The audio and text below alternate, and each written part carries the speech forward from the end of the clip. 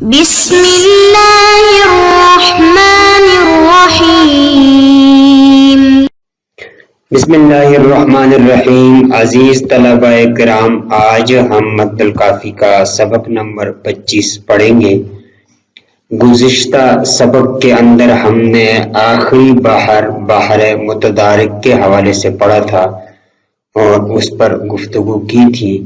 آج ہم اس کی عبارت کو حل کریں گے اور یوں ہمارا بحور کا سبق مکمل ہو جائے گا انشاءاللہ العزیز۔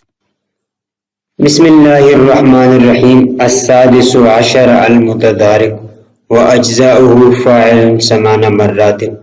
کہتے ہیں کہ 16ویں بحر متدارک ہے اور اس کا وزن فاعل 8 مرتبہ استعمال ہوگا۔ وَلَهُ عُرُوزَانِ، اس کے 2 عروض ہیں۔ وَأَرْبَعَةُ أَضْرُبٍ، اور 4 اس کی ضربیں ہیں۔ الأولیٰ تامۃ، پہلی ضرب تامہ ہے۔ وَضَرْبُهَا مِثْلُهَا، اور اس کی ضرب بھی اسی کی طرح ہے، یعنی اس کی ضرب بھی تام ہے۔ وَبَيْتُهُ، اس کا شعر ہے۔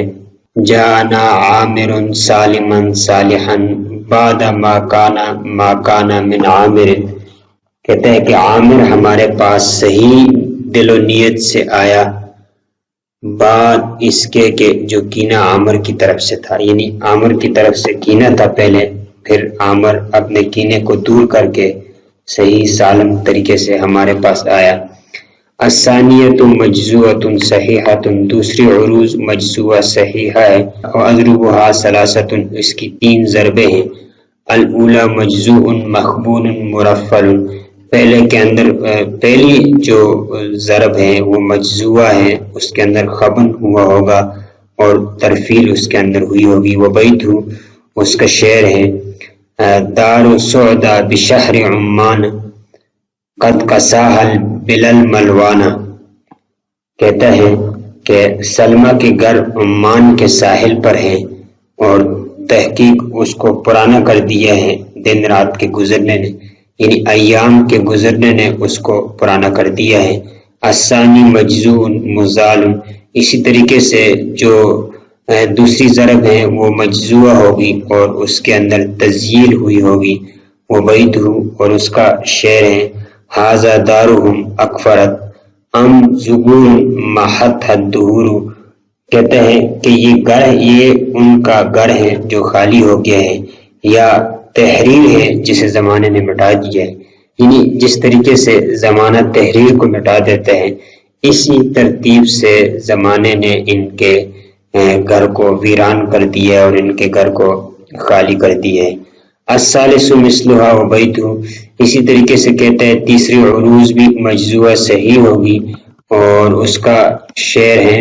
کہتا ہے کف علی دارہم وابکینا بین اطلالها والدمن، کہتا ہے کہ تباہ شدہ گھروں کے کھنڈرات اور دمن کے مقام کے درمیان کھڑا ہو کر آنسو بہا۔ والخبن فی حسن، کہتے ہیں اس کے اندر خبن کرنا حسن ہے، یہ ہم نے ماقبل میں اس کی پچھلے سبق کے اندر اس کی تشریح کر دی ہے۔ والخبن فی حسن، اور خبن کرنا اس کے اندر حسن ہے۔ وبیتہ، اس کا شعر ہے۔ قرۃ طرحت بسوالجۃ فتلقفها رجل، اس کا ترجمہ یہ ہے کہ گیند کو مڑے ہوئے سرے والی لکڑی کے ذریعے ڈال دیا گیا تو ایک آدمی اس کو لے رہا تھا۔ تو اس کے اندر ہم نے بتایا تھا کہ جو اس کا وزن فاعل ہے اس کے اندر خبن کرتے ہیں، یعنی دوسرا ساکن جو ہے سبب کا دوسرا ساکن اس کو حذف کرتے ہیں تو فاعل بنتا ہے۔ تو اس پورے شعر کا وزن فاعل پر نکالا جاتا ہے، یہ خبن کی مثال ہے۔ والقطع فی خشوہ جائز، اسی طریقے سے کہتے ہیں خشو کے اندر قطع کرنا یہ بھی جائز ہے، یعنی جس ترتیب سے ہم عروض میں اور اسی طریقے سے ضرب کے اندر تقطیع کرتے ہیں تو اس طرح خشو کے اندر تقطیع کرنا بھی جائز ہے۔ اس کو بھی واقعاً کے سبق میں بڑی تفصیل سے ہو گیا ہے۔ اس کا شعر ہے مالی مال الا درہم او درزونی ذاک الادہم، اور اس کا ترجمہ یہ ہے میرے پاس مال نہیں ہے سوائے درہم کے اور ترکی سیاہ گھوڑوں کے، یعنی ترکی سیاہ گھوڑے میرے پاس ہے، اسی طریقے سے درہم میرے پاس ہے، اس کے علاوہ میرے پاس کچھ بھی نہیں ہے۔ تو جس طریقے سے ماقبل میں ہم نے پڑھا ہے اس کا وزن فاعلن ہے، تو فاعلن کے نون کو ہم قطع کرتے ہیں تو فاعل، تو اس پورے شعر کا وزن ہم ماقبل میں پڑھ کر آئے ہیں کہ فاعلن کے بجائے فاعل ہوگا۔ وقد اجتمع، اور یہ بھی بتایا تھا کہ خبن اور قطع یہ دونوں آپس میں ایک ساتھ کسی شعر میں جمع ہو سکتے ہیں، اور اس کی مثال ہے، کہتے ہیں زمت ابل للبین زحن فی غوری تہامتا قد سلکو۔ اس کا ترجمہ یہ ہے کہ چاشت کے وقت مکہ کے نشیب میں اونٹوں کی روانگی کے لیے باندھا گیا تھا، لیکن اب وہ جا چکے ہیں۔ مکہ کے نشیب میں اونٹوں کو روانگی کے لیے باندھا گیا تھا، لیکن اب وہ جا چکے ہیں، یعنی اونٹ تیار تھے جانے کے لیے تو وہ اب جا چکے ہیں۔ تو اب یہ جو شعر ہے اس کے اندر قطع بھی ہوا ہے اور اسی طریقے سے خبن بھی ہوا ہے، ماقبل کے سبق میں بڑی وضاحت کے ساتھ ہم نے بیان کر دیا ہے جی۔ تو یہ عبارت کی ہم نے وضاحت کر دی آپ کے سامنے۔ اب ہم آپ کے سامنے ایک نقشہ لے کر آئے ہیں، یعنی اب تک ہمارے چونکہ بحر کے اسباق ختم ہو گیا تو ہم نے کل 16 بحریں پڑھی تھی، ان 16 بحروں کا ایک نقشہ ہم آپ کے سامنے لے کر آئے ہیں تاکہ نقشے سے ایک ہی نظر سے آپ کے سامنے جب بحور آئیں گی تو بحروں کو یاد رکھنا اور یاد کرنے میں آسانی ہوگی۔ سب سے پہلی بحر ہم نے پڑھی تھی بحر طویل، اس کی عروض 1، اس کی ضرب 3 تھی، اس کا وزن تھا فاعول مفاعل۔ اسی طریقے سے دوسری بحر پڑھی تھی بحر مدید، اس کی عروض 3 ضرب 6 فاعلات فاعل، اس کا وزن پڑا تھا۔ بسیط تیسری عروض تھی، 3 ضرب عروض 6 ضرب مستفعل فاعل۔ وافر چوتھی بحر تھی، 2 عروض اور اسی طریقے سے اس کے اندر 3 ضربیں اور مفاعلۃ اس کا وزن تھا۔ پانچویں بحر کامل، 3 عروض 9 ضربیں متفاعل اس کا وزن ہے۔ حزج ہم نے چھٹی بحر پڑھی تھی، 1 عروض 2 ضربیں مفاعل اس کا وزن ہے جی۔ رجز 7ویں بحر ہے، 4 اس کے عروض 5 ضربیں ہیں، مستفعل اس کا وزن ہے جی۔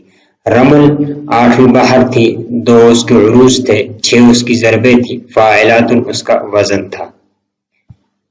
اسی طریقے سے 9ویں بحر تھی سریع، عروض اس کے 4 ضرب 6 مستفعل مفعولات اس کا وزن تھا۔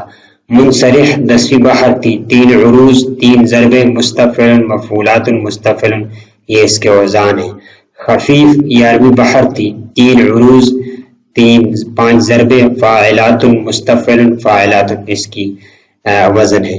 مضارع 12ویں بحر تھی اور اس کا 1 عروض 1 ضرب مفاعل فاعلات مفاعل اس کا وزن تھا۔